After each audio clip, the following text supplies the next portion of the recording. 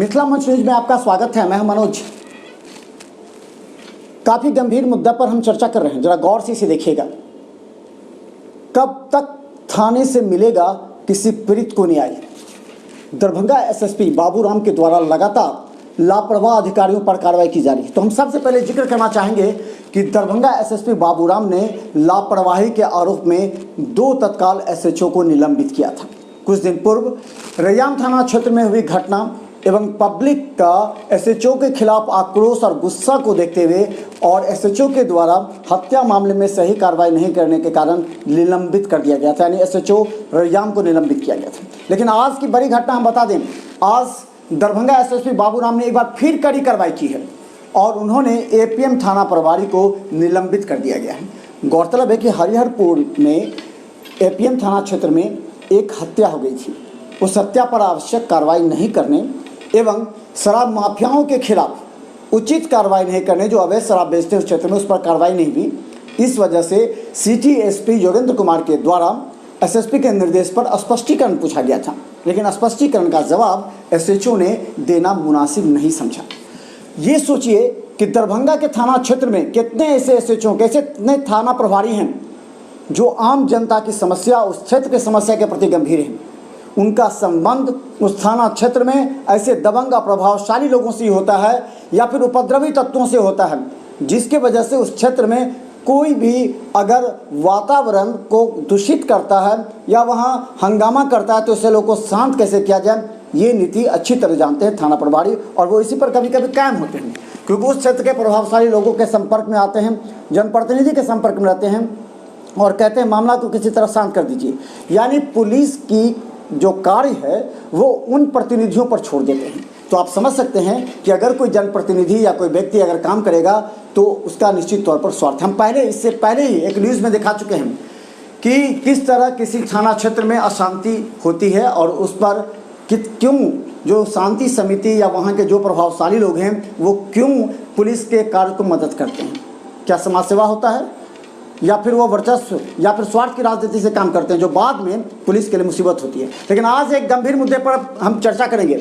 मिथिला मंच न्यूज ने एक मुहिम छेड़ी है। हम बता दें, मिथिला मंच न्यूज का एक मुहिम है। जिस थाना क्षेत्र में अगर किसी को न्याय नहीं मिलता है, आप हेल्पलाइन, पहले हम पुलिस का हेल्पलाइन देते थे और आज भी हम पुलिस का हेल्पलाइन देंगे 100, लेकिन इसके साथ ही मिथिला मंच न्यूज का हेल्पलाइन होगा। अगर पुलिस आपकी समस्याओं पर, पीड़ित लोगों की समस्या पर अगर गंभीरता से कार्य नहीं करती है तो हम उनके खिलाफ खबर बनाएंगे, क्योंकि अब एक समय आ गया है। जिस तरह डीएमसीएच में हमने मुहिम छेड़ी थी, उसी तरह दरभंगा के थाना क्षेत्र में हो रहे तमाम वैसे लोगों के खिलाफ जो पुलिस का सिर्फ इससे कार्य करते हैं कि उनका स्वार्थ होता है। लेकिन हम एक घटना बता दें, इस घटना का हम जिक्र करना चाहते हैं। हम वैसे व्यक्ति को पहचानते नहीं हैं, लेकिन वो पीड़ित व्यक्ति 2 महीने से दर दर की ठोकरें खा रहा था और वो व्यक्ति किसी तरह मेरा नंबर लेकर मेरे पास आया और बताया उसकी मोटरसाइकिल चोरी हो गई है। ये राम वृक्ष यादव उनके पिता का नाम है, फूल बाबू यादव ही है। ये एपीएम थाना क्षेत्र के बल्हा गांव के रहने वाले हैं। फूल कुमार यादव की मोटरसाइकिल BR07AF 7510 एक व्यक्ति ने उनसे मोटरसाइकिल ली और वो गायब कर गया। बाद में 19 तारीख को पूरे दिन ढूंढता रहा, वो व्यक्ति ना मिला, लेकिन हमेशा बोलता रहा कि हम आते हैं, लेकिन नहीं आया। 20 तारीख को लहरियासराय थाने में प्राथमिकी दर्ज की गई, आवेदन दिया, लेकिन एसआई जो संतोष कुमार हैं जिन्होंने आवेदन दिया, उन्होंने कहा कि हम मामले की जांच करते हैं। यहाँ तक कि नाका नंबर 6 अवस्थित सीसीटीवी कैमरे की फुटेज भी उन्होंने देखा, जिसमें वह लड़का उस मोटरसाइकिल पर सवार था। 3 दिनों के बाद जब पीड़ित पहुंचा तो उसे थाने से डांट करके एसएचओ संतोष कुमार ने भगा दिया। दर दर भटकता यह युवक थाना से लेकर एसपी कार्यालय तक, लेकिन नहीं मिला न्याय। 2 महीना तक भटकने के बाद जब मिथिला मंच न्यूज पहुंचा और अपनी दर्द बताया तो बता दी, इसके पास सिर्फ जीवन और मौत का 2 रास्ता है।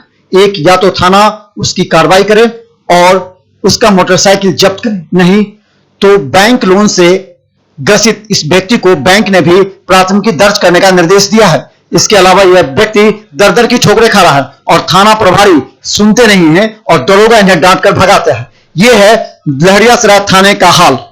तो कैसे मिलेगा गरीब जनता को थाने से न्याय? जरा देखिए इस पूरी खबर को। मतलब सामने से आया और बोला कि लाइसेंस बनवा देंगे। लाइसेंस बनवाने के नाम पे हमको बोला कि 5 मिनट के लिए गाड़ी दो, उसके बाद हम आते हैं दुकानदार से खुलवाएंगे ऑनलाइन के। तो हमने गाड़ी दिया और गाड़ी जो लेके गया तो फिर वापस नहीं लेके आया। तो हम 19 तारीख को घटना हुई, शाम तक इंतज़ार किए। जब इंतज़ार किए तो नहीं अभी तक मतलब बाइक आया, तो 20 तारीख को जाके लहरिया थाना में केस दर्ज करवाए। तो एफआर मतलब है जो केस दर्ज करवाए, उसके बाद 2-3 दिन के बाद हमको बोले कि संतोष सर क्या बोलते हैं, इन्वेस्टिगेशन नहीं होता है, कुछ सीसीटीवी फुटेज चेक करेंगे। तो फुटेज के दौरान वो लड़का भी मेरे गाड़ी पे सवार पाया गया। फिर जब चेक हो गया फुटेज चेक करने के बाद 4-5 दिन के बाद वो बोला आओ। जब हम गए तो हम वहाँ से गाली गलौज करके हमको संतोष सर भगा दिए, बोला कुछ साबित नहीं कर पाए, भागो साले यहाँ से। और केस कहाँ गया फिर? उसके बाद कहाँ गया? उसके बाद एसपी सर के पास हम एप्लीकेशन लिख के दिए, थाना से दर्ज, यहाँ से पोस्ट ऑफिस से दर्ज करके हम पोस्ट ऑफिस। और जब दरोगा से पूछा जाता है कि आपने इसे डांट कर क्यों भगाया, इसकी समस्या क्यों नहीं सुना, तो उन्होंने मीडिया को कहा कि आपको पूछने का अधिकार नहीं है। तो ये गरीब और पीड़ित जनता जाए तो कहां जाए, किसके दरवाजे पर अपना सर पटके। यह है मुख्यमंत्री का पुलिस पब्लिक रिलेशन का सबसे बड़ा उदाहरण लहरियासराय थाना। क्या थाना प्रभारी ऐसे दरोगा पर कार्रवाई नहीं करेंगे? कब मिलेगा थाने से न्याय? दर दर की ठोकरें खाता रहा, यहां तक कि उसने लोन पर मोटरसाइकिल ली। उस लोन के जो कंपनी है उन्होंने उस व्यक्ति को कहा है कि अगर आप पैसे नहीं देंगे तो आपको हम जेल की हवा खिला देंगे, थाने से गिरफ्तार करा देंगे। दोनों तरफ से भटकता यह आदमी एक मीडिया के पास पहुंचता है, और जब मीडिया पूछती है एसएचओ संतोष कुमार से कि आखिर इनका मामला क्या है, तो कहते हैं कि ये पूछने का अधिकार एक मीडिया को नहीं है। सुनिए क्या कहते हैं वो, हम आपको ऑडियो भी सुनाएंगे। अगर ऐसे दरोगा थाना में रहेंगे तो कैसे न्याय मिलेगा लोगों को, किस तरह लोगों को न्याय मिलेगा? देखिए एक रिपोर्ट, उसके बाद हम आपको बता दें मिथिला मंच न्यूज का ये मुहिम प्रारंभ हो गया है। अगर लहरियासराय थाना क्षेत्र में अगर किसी को न्याय नहीं मिला है, अगर कोई दर दर की ठोकरें खाते रहे न्याय के लिए और डरते हैं पुलिस से, तो डरिए मत, आप एसएसपी से एक बार मिल लीजिए और फिर आप हमें बताइए। हम आपकी मदद का वादा तो नहीं करते, लेकिन आपकी समस्या के लिए हम जनता के समक्ष उस थाना को, क्षेत्र के उस थाना में काम करने वाले ऐसे दरोगा के खिलाफ मुहिम चलाएंगे। मुझे इस बात की तनिक भी परवाह नहीं है कि हमारे खिलाफ ये दरोगा, ये थाना क्या करेंगे, लेकिन हमें इस बात की चिंता है अगर एक पीड़ित व्यक्ति, हमारे समाज का थाना से विश्वास उठ जाएगा तो हमारे समाज में थाना पुलिस का नाम लेने वाला कोई नहीं रहेगा। हमें ये बात सोचना होगा, क्या सिर्फ उपद्रवी प्रभावशाली लोगों के लिए थाना है? क्या आम गरीब पीड़ित जनता के लिए थाना नहीं है? ये बात उन थाना प्रभारियों को सोचना पड़ेगा जिनके थाना क्षेत्र में ऐसे दरोगा काम करते हैं, जो अपने मनमानी की तरीके से काम करते हैं, थाना प्रभारी तक की बात नहीं सुनते हैं। इस तरह की घटना को अगर नहीं रोका गया तो आने वाले दिनों में मुख्यमंत्री का जो सपना था कि पुलिस पब्लिक रिलेशन, उस पर बहुत बड़ा धक्का पहुंचेगा। चलिए हम आपको दिखाते हैं, लेकिन आप भी हमारी रिपोर्ट के साथ बने रहिए। कमेंट में जरूर आप अपने कमेंट विचार रखें, क्योंकि ये सिर्फ मिथिला मंच न्यूज का मिशन नहीं है, ये पूरे दरभंगा का मिशन है। तो अभी आपने देखा एक स्टोरी, और इसकी तथ्य को जाने। हमने माना कि अगर वो पुलिस उसको डांट कर भगा दी कि तुम्हारा केस गलत है, ठीक है, आपने सीसीटीवी फुटेज देखा, वो लड़का उस पर सवार था, क्या आपने उसे थाना पर बुलाकर उसे पूछताछ की? नंबर एक बात। दूसरी बात कि अगर आपने पूछताछ की तो उस समय उस पीड़ित व्यक्ति को वहाँ क्यों नहीं बुलाया?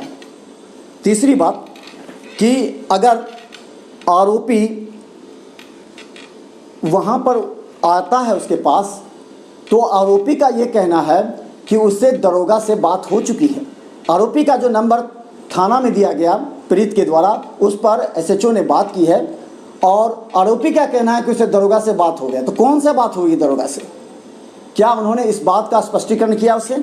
लेकिन पीड़ित दर दर की ठोकरें खाता रहा। एसएसपी के यहाँ रजिस्टर्ड डाक से उन्होंने आवेदन किया और दर दर की ठोकरें खाते रहा। अगर इसी तरह न्याय मिलेगा दरभंगा की जनता को, तो क्या हर बात के लिए सीआईडी जांच होनी चाहिए? क्या हर बात के लिए सीबीआई जांच होनी चाहिए? ये पीड़ित जनता किसके पास भटकते हुए जाएंगे?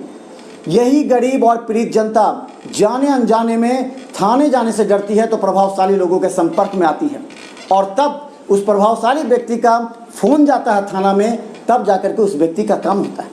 ये है हमारा सिस्टम, ये है हमारा पुलिस सिस्टम। और इस पर कैसे लगेगी रोक? अगर आप नहीं उठेंगे, आपकी आवाज़ नहीं उठेगी, तो जान लीजिए कुछ मुट्ठी भर लोगों की वजह से हमारा थाना भी कहीं कहीं गिरवी नज़र आता है। और इस बात से आप इनकार नहीं कर सकते हैं, क्योंकि आज तक थाना प्रभारी को ये मालूम नहीं कि उसके थाना क्षेत्र में कौन कौन उपद्रवी हैं, कौन कौन क्रिमिनल हैं, कौन कौन बदमाश है, उन लोगों पर किस तरह अंकुश लगाया जाए। लगातार दिन दहाड़े गोलीबारी हो जाती है, पुलिस के सामने ऐसे अपराधियों का मनोबल बढ़ता है। लेकिन हम मिशन छेड़ चुके हैं, और हम बता दें, जब भी हम मिशन छेड़ते हैं तो उसे अंजाम तक पहुंचाते हैं। कब मिलेगा इस फूल बाबू यादव का न्याय?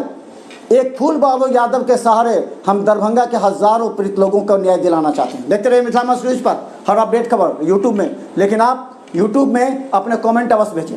अगर आपको कहीं से भी किसी भी थाना क्षेत्र से प्रॉब्लम है, 100 या फिर मिथिला मस्ट न्यूज़ का हेल्पलाइन नंबर स्क्रीन पर चल रहा है, आप उसे कॉल करें, आप हमें SMS करें, फिर देखें हम आपके लिए कितना कार्य करते हैं।